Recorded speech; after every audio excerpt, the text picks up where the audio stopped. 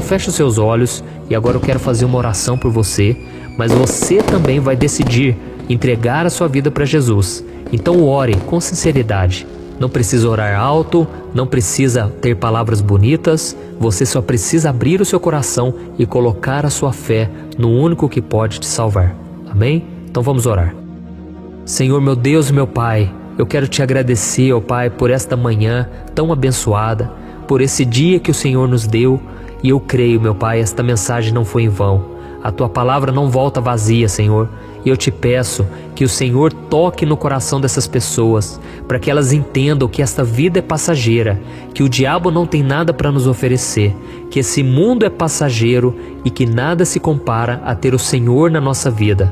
Oh Jesus, venha salvar esta pessoa, esse homem, essa mulher, que agora estão recebendo esta oração. Eu não posso salvá-los, Senhor. Eu tenho amor no coração pela vida delas, mas nem isso pode apagar os seus pecados.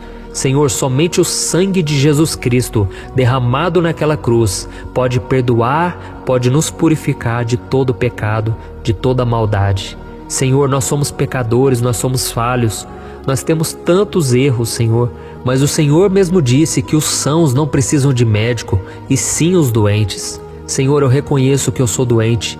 Essa pessoa também está reconhecendo agora que ela é doente, ela precisa de cura, ela precisa da Tua salvação. Jesus, perdoa essa pessoa para que ela venha morar no céu, para que ela venha desfrutar da eternidade ao Teu lado, porque nós cremos que o Senhor se colocou em nosso lugar naquela cruz e carregou o peso dos nossos pecados até a morte. O Senhor foi condenado, julgado, cuspido, humilhado e morto por uma culpa que não era sua. Oh, meu Deus, muito obrigado por tudo que o Senhor tem feito. Muito obrigado pelo que o Senhor já fez por nós. E agora nós só precisamos aceitar esse convite de salvação. Hoje nós podemos ter a certeza da salvação, podemos ter acesso ao Senhor, porque não depende de nós. Nós somos falhos, somos pecadores, mas a salvação é pela graça, por meio da fé. Não vem de nós para que ninguém se glorie, para que ninguém ache que é merecedor.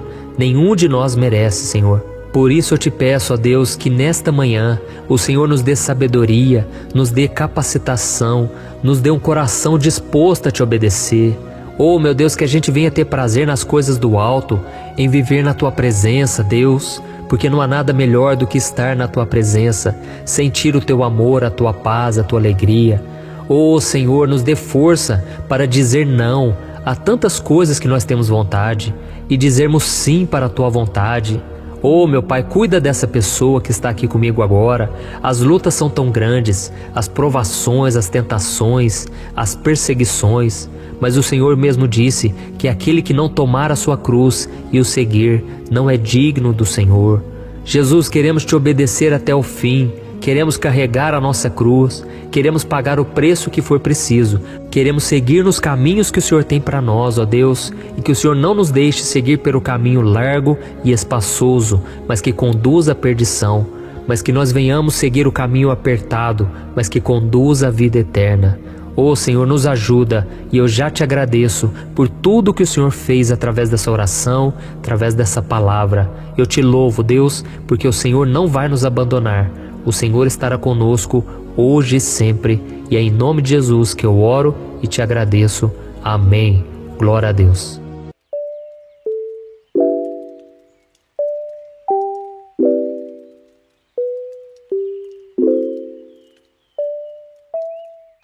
Para nós começarmos o momento de oração dessa manhã, eu quero que você imagine a seguinte cena.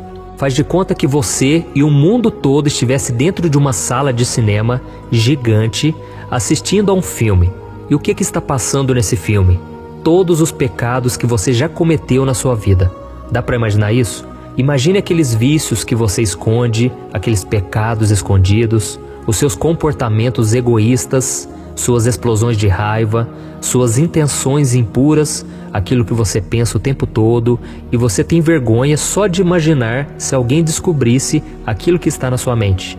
Imagine aquele momento que você sentiu inveja de alguém, que você sentiu o desejo de vingança, enfim, tudo aquilo que você fez sem a aprovação de Deus estaria sendo exibido ali, naquela tela, sendo transmitido para milhões e milhões de pessoas do mundo todo. Como você iria se sentir? Eu iria me sentir péssimo.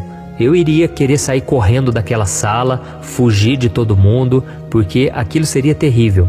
E eu também não tenho dúvidas de que você também se sentiria assim, porque a Bíblia diz que o pecado ele nos traz vergonha, ele nos traz culpa.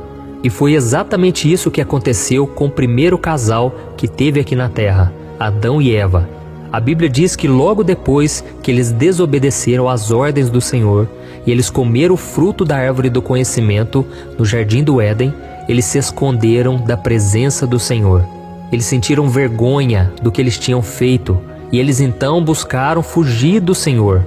E é exatamente isso que o inimigo ele quer fazer nas nossas vidas. O primeiro objetivo do diabo é nos envergonhar, para que nós nos afastemos de Deus. Eu me lembro que no começo da minha caminhada cristã, eu pecava e eu sentia tanta vergonha que eu chegava a comentar com os irmãos lá da igreja. Se pudesse, eu iria para uma ilha bem deserta para fugir de Deus, para Deus não ver as coisas erradas que eu estou fazendo. Só que eu me esqueci, que não tem como fugir de Deus, porque por onde você vá, não importa o quanto você fuja da presença dele, não importa o quanto você deixe de orar, Deus, ele está vendo o que você está fazendo, não tem como fugir do olhar dele. E o próprio Davi, quando ele cometeu o pecado do adultério, ele praticamente mandou assassinar o marido daquela mulher.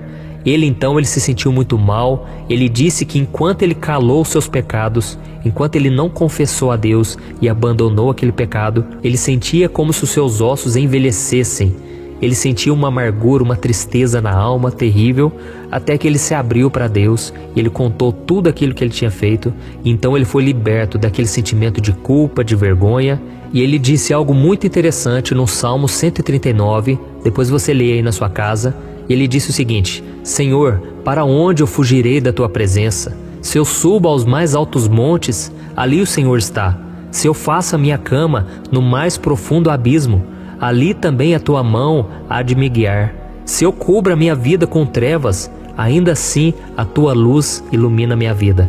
Então Davi entendeu que não tinha como fugir de Deus. A melhor coisa a se fazer é se arrepender, é se entregar ao Senhor. E da mesma forma nós precisamos lidar com o pecado dessa maneira. Nós precisamos entregar nas mãos de Deus, abrir o jogo com o Senhor e falar: Deus, eu estou fazendo isso, aquilo, ou eu estou com vontade de fazer aquilo, me ajuda, Senhor. Porque se existe alguém que não vai te apontar o dedo, não vai jogar pedras em você, é Jesus, amém? Ele não fez isso com aquela mulher que foi flagrada em adultério.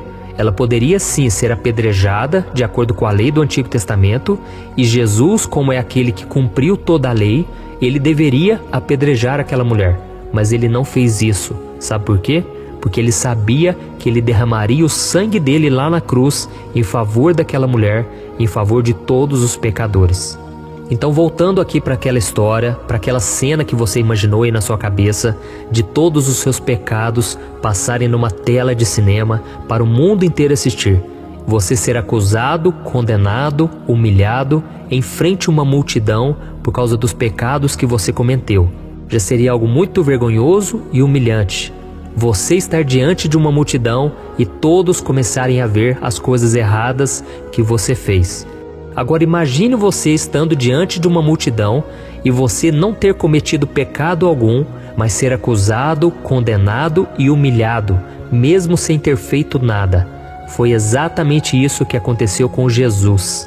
A Bíblia diz lá em 1 Pedro, capítulo 2, eu quero ler com você aqui, o versículo 24. Olha o que diz: Ele mesmo levou em seu corpo os nossos pecados sobre o madeiro, a fim de que morrêssemos para os pecados e vivêssemos para a justiça. Por suas feridas vocês foram curados. Olha isso, irmãos. Jesus ele carregou uma culpa que não era dele. Ele carregou sobre o seu corpo as nossas feridas, as nossas culpas, para que hoje eu e você pudéssemos ser curados, perdoados e restaurados. Amém? E tem mais um detalhe: Jesus não somente morreu pelos pecados das outras pessoas, porque isso já é terrível, mas ele também foi abandonado por Deus naquele momento tão difícil. Por quê? Porque Deus é santo, Deus é totalmente santo, e Deus não pode conviver com o pecado. E é por isso que naquele momento, na cruz, Jesus olhou para o seu Pai e ele não o encontrou. E no meio do seu sofrimento, ele olhou para o céu e disse: meu Deus, por que me abandonaste? Isso está lá em Mateus capítulo 27.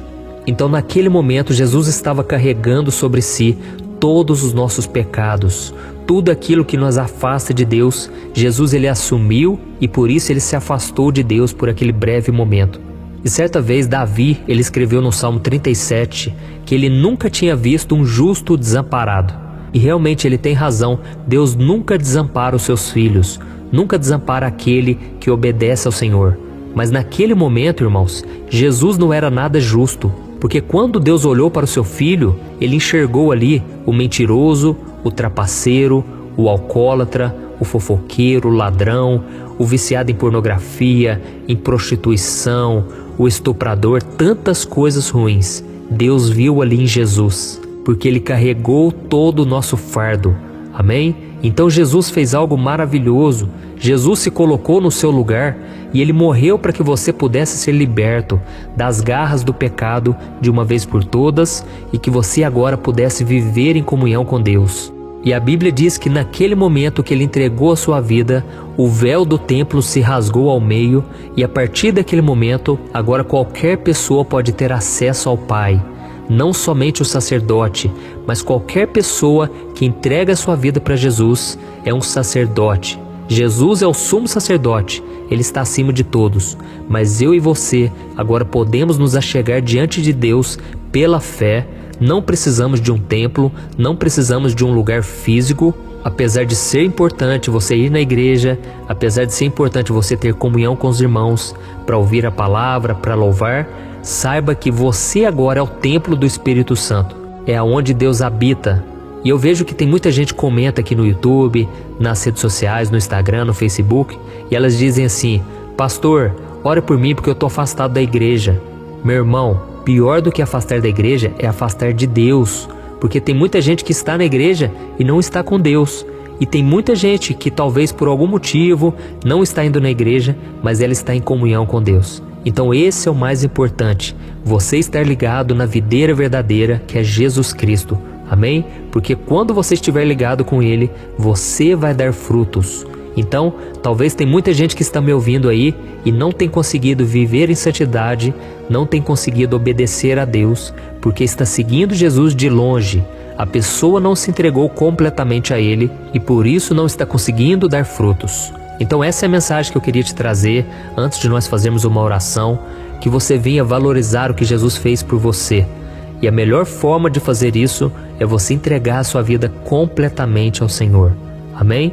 Jesus ele sofreu terrivelmente ali na cruz e ele clamou: meu Deus, por que me abandonaste? E ele fez isso para que você nunca tenha que gritar essas palavras, para que você nunca mais se sinta desamparado, para que você nunca mais viva longe da presença de Deus. Amém, irmãos? Essa vida é muito passageira e logo nós estaremos diante do Senhor.